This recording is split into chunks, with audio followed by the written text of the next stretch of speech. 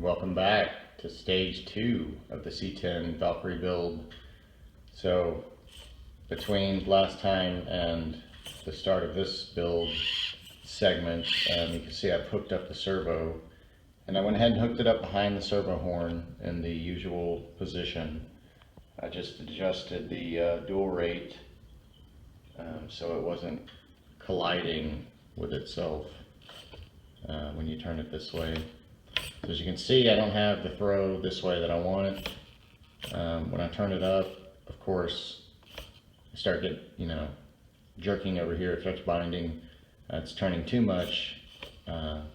So of course, that's my max right now. So when I get my radio in and the Flysky, I should be able to adjust that.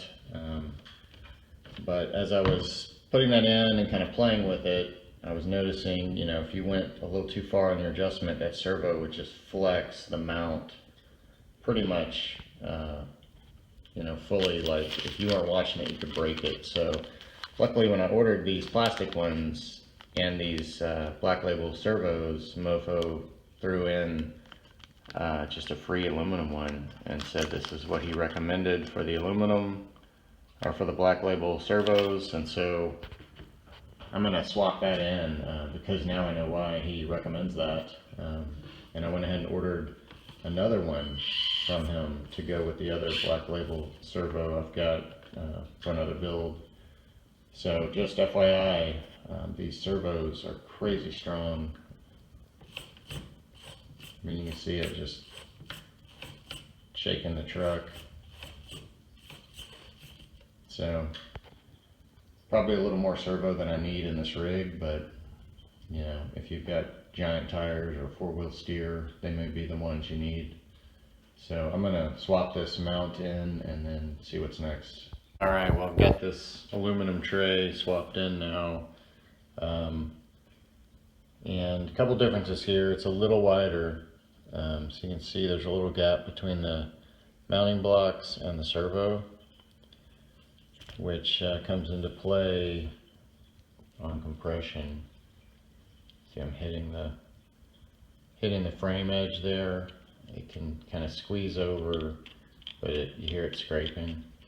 So I think I'm going to have to take a little bit out of the bottom C-channel profile right there, just along that length of the mounting block, and I might try to shave a little off the sides towards the back edge. That's kind of where it's catching, it seems like. But you can see, like all of these, they kind of sit a little off center.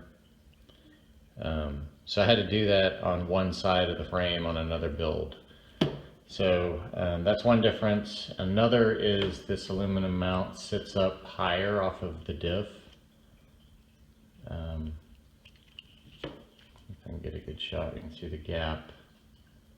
There you go, you can kind of see that gap under there.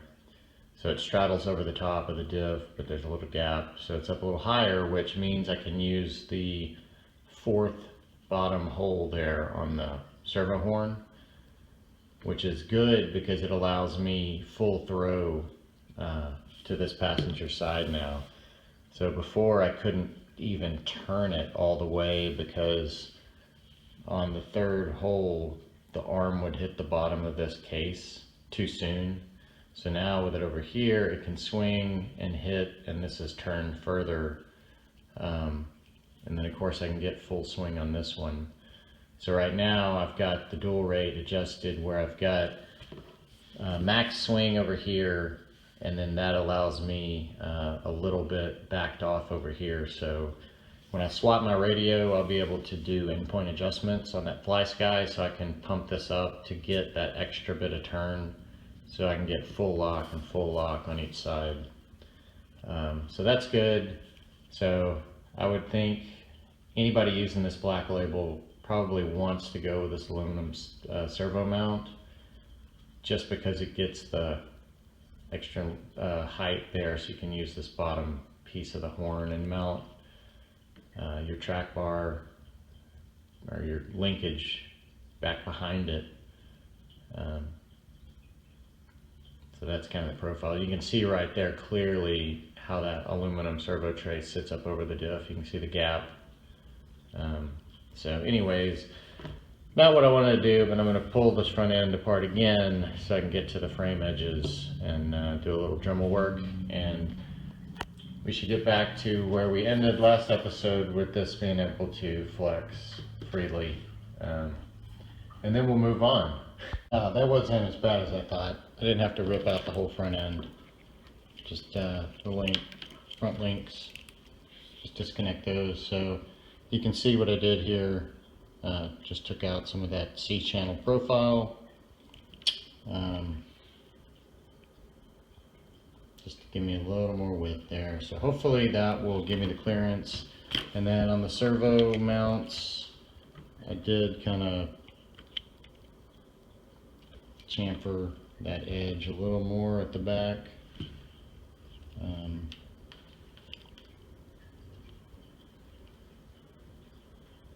Kind of see it there. So it was kind of the rear of the mount that seemed to contact first. They seem to be kind of splayed out. You can see that gap there between the mount and the servo. So I think it's a little, you know, the servo screw is wanting to pull closer at the front and it's a little wider at the back. So hopefully with that adjustment on these mounts and then on the frame, that will be enough. We will know here in a second. All right, got everything buttoned up. We've got articulation.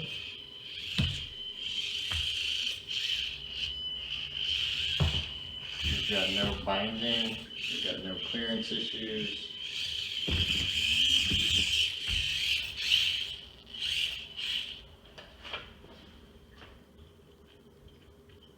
Look at that, everything's moving cleanly, freely. Everything clearanced. Look at that.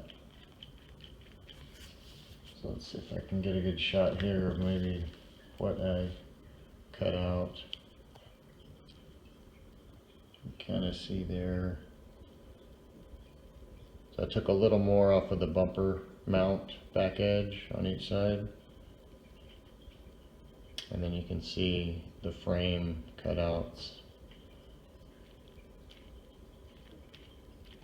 But everything seems to have ample clearance. And you know, the deal with these front ends versus the rear is they've got a lot more side to side movement. And so that's the issue, as you can see, it can go a lot further to this side than it can to this side.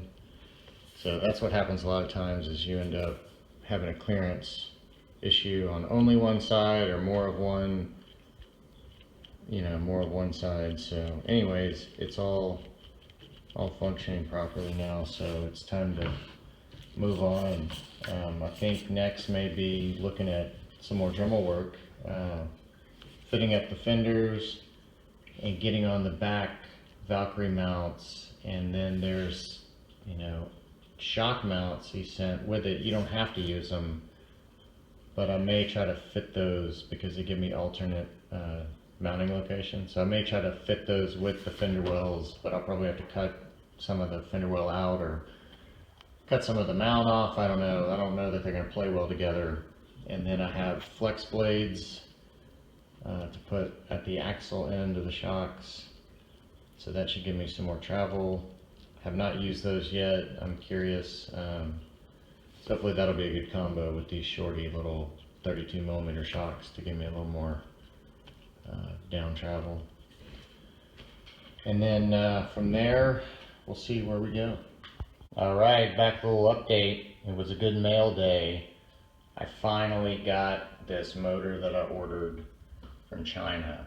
This is a little Surpass 2030 4500 kV. So that was delaying this portion. So what you see here is basically what I've got to finish out this segment of the build. So I've got my fenders, I've got the Furitek Tegu, I've got my receiver, I've got the Furitek motor mount I'm going to use with the Surpass. I've got a 14 and an 18 pinion. I've got some Endura diffs, the lighter weight ones that I may put one on the back. We'll see on the way in where I need weight. Got a little skid I found, the CChand front bumper and mirrors. I've still got the front shock mounts if I want to use those, and the Flexblades on the front. And then I've got my 3S battery cable that'll convert for the couple of batteries I'm going to try to use. And then you can see I've got these little scale accessories I got from Sleeken, again on eBay, and then I've already painted those to match. You can see I didn't paint the bottom, I'm going to glue them down. So a little bit of scale detail for this guy. One other thing that I got in, finally figured out my magnets. And what I did was I ended up using the same magnets I use on the Jeeps, those little thin ones, and two of those stack perfectly and get you right to the little lip that the hood sits on.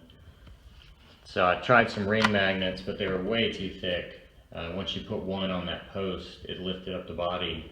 And the deal with this body is I can't lift it at all because I'm hinged at the rear. So if that front lifts up, then the whole body looks angled to the front. So you basically have to keep it level at the body mount because of that back hinge.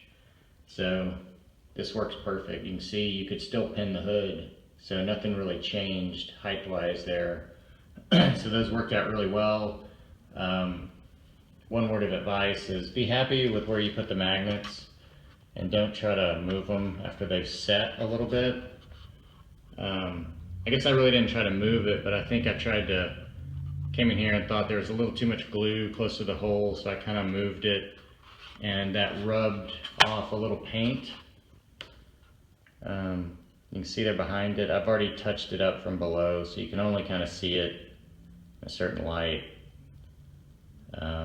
And then I think the magnet rubbed through a little silver, so I tried to just like put a little dab of brush on the top of the hood over that silver dot, but you can't really see it once you get back from it. But those things happen. You just got to be careful with the glue. You know, once you get it in place, let it sit. And I think these had set for maybe 15 or 20 minutes before I did that, so that's probably the reason it kind of pulled the paint off. But anyways, I'm happy with it overall, and we should be able to finish it up here shortly for this segment. Alright, I just wanted to show a little comparison, at least size-wise, on this motor to the stock. So it's really not that big. It's probably about as long as an 050 motor. And then here's the Furitek mount, so it'll sit right in there just fine. The holes line up. And then here's the spec sheet on it. And the reason I got the 4500 is because it can run 3S. So if you look at the 2030 4500 kV, I can go to 12.6. So that 3S is what, 11.3? So if you look at the 2040s, they can all handle 3S, but I guess they're 10 millimeters longer. So that may be something to try in the future. So this is 4-pole, 6-slot, high torque, waterproof. So anyways, there's a spec sheet on it. Here's the little guy, and I'll get it in, and hopefully I can run it forward mount, kind of in the direction it is, and just kind of modify that tray a little bit and make it fit. Alright, back with a little update here. I've got that Surpass motor installed, as you can see, and I've got the transmission motor mount flipped backwards. That was due to me not being able to really utilize the battery tray in the stock position. So typically that battery tray would ride back here, but the issue was I'm wanting to run 3S with this Tegu, and you're kind of stuck with the smallest 3S you can find, and this one is basically the size of the stock battery. It's just thicker. So that ended up being too thick to work with the battery tray, and of course I bought this one just as an option because it's really tiny to try to fit somewhere else, which I think is going to come into play here. So if I mount up the Valkyrie body here, you can see since we're pinned in the back, there's no way to kind of raise the body for a thicker battery. So it just wasn't going to work with the 3S back there in the stock position. So I opted to try the Surpass mount back there, and that worked out perfectly. And you can see there, it's just coming right under there. Could not work out any better. So that is going to push my battery to a new location, obviously. So since I'm not having to chop up the ESC tray for the motor pointing forward, I should be able to mount this little shorty right across here. And you can see I've already moved the battery strap up. And then I've got my fenders modified here. You can see I left kind of the wheel arch, and that basically comes right up and rests right there on that mount. So it's all kind of this continuous look to it. So that worked out really well. And then there's another little happy accident that I'll show you when I get these mounted. So that's all coming along. The discovery I found in doing this, I was hooking the links back up and having some trouble, and I figured out that it was because of my drive shafts. So when you flip this mount, this is the first time I've flipped one of these around. You know, the mount's symmetrical with all the screw holes, but the way the transmission sits is not symmetrical. So it basically moved both of these points back. So it made the rear drive shaft too tight, and it made the front too long. So I'm going to dig into my spare drive shafts, and I may have to, you know, cut some length off of this back one. We'll just see, mix and match here to make it work. So that's why the drive shafts are not hooked up, but the links are hooked up. So everything seems to be coming together. I did test this little motor without it in the vehicle, just kind of hooked up to the transmission. And I adjusted the Tegu, I played with that a little bit, and this thing is really kind of chunky on the low end until you kind of get out of that low speed, and then it just is smooth as butter and hums. But it didn't really seem to be cogging. I mean, it seemed to have forward motion. It just seemed to be like a chunkier turn, like, I don't know, a little more vibration. So we'll just have to see when I get this thing hooked up to the drive shafts and test it a little more, you know, how it performs. I don't know if I'm explaining that right, but you know, it definitely was just not silent and smooth. I mean, there was just, if you hold the can, there was some vibration there on the low end, and then it just went away as it got to high speed. So anyways, moving right along, we'll get this thing back together. All right, look at this. Looks like a truck. A little bit of progress was made. You can see I've got a few more little details on here. So I don't think I mentioned the Flexblades on the rear. I mean, I talked about them, but I didn't really show that I got them on. You can see they had that little bit of extra drop there at the rear. I did not end up using the shock mounts or the Flexblades in the front. The shock mounts, just, I would have had to chop up the fender liner too much. And then the Flexblades, you know, if you mount those on the lower mounts, they're going to push that shock mount out, which starts getting really tight with the knuckles in the steering. And then I would have had to space this out as well. Just not any need for it. I just moved my shocks from their normal mounting location down to the frame, and I'm getting great flex. So I don't think I would have gained anything that I don't have now. So anyways, I got the bumper on, the mirrors on, and those look really good. This bumper is slid all the way back, super tight. I like that. It's really, really good fit there. So let me open this guy up, kind of show you the inside. So you can see there, the little shorty battery now is on the ESC tray. And then I just doubled back the motor wires and they just make it kind of stretched around here. And same, this little battery extension comes around, and so I can plug and unplug the battery there. Receivers double-sided down, and channel 1 and 2 are at the bottom. You can see there. I'll flip around here, and you can see the Tegu mounted vertically with double side there, and then the Bluetooth module double-sided to its face. Since I took out the battery tray, I did not have anything to back up these screws. So luckily Mofo sends you 2 of these spacers, these bars. So I already had that one in, so I just put this one in. So now I've got good brace there, and I've got backup for these mounts. And then you can see there what I was talking about on the fenders. I kind of followed that wheel arch up and left that segment on the frame, and that just lines right up with his Valkyrie shock mount there. So that gives a nice finished look. And then the kind of happy surprise was, you know, always trim and, you know, and then leave a little and then go back and trim more. So I had a little bit here left over, and I was checking it, and I noticed my gas cans fit on there just perfectly.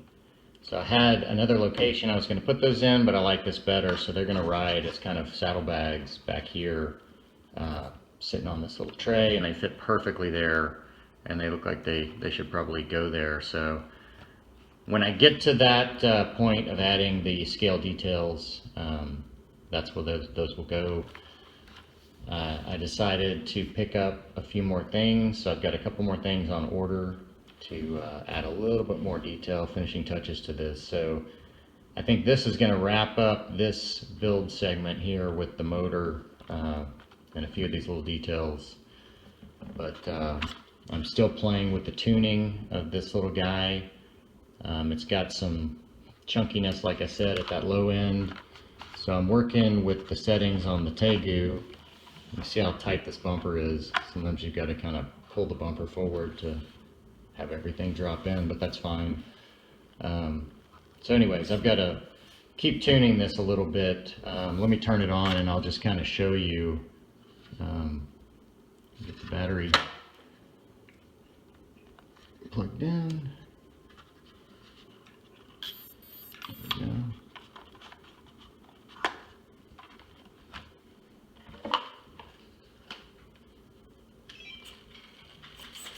All right. So you can hear the chunkiness there, but it's moving.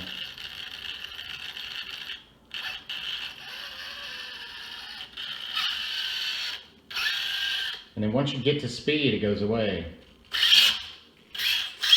I mean, this thing, I can do donuts out here.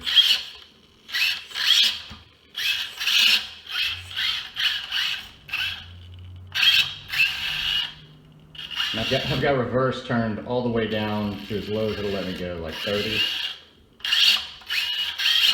But this thing, it's got some get up and go on 3S. And I've even got the punch turned down. I've got all these settings turned way down because I'm just trying to get the slow portion to be a little bit better. And I mean, it's pretty smooth, it's just loud.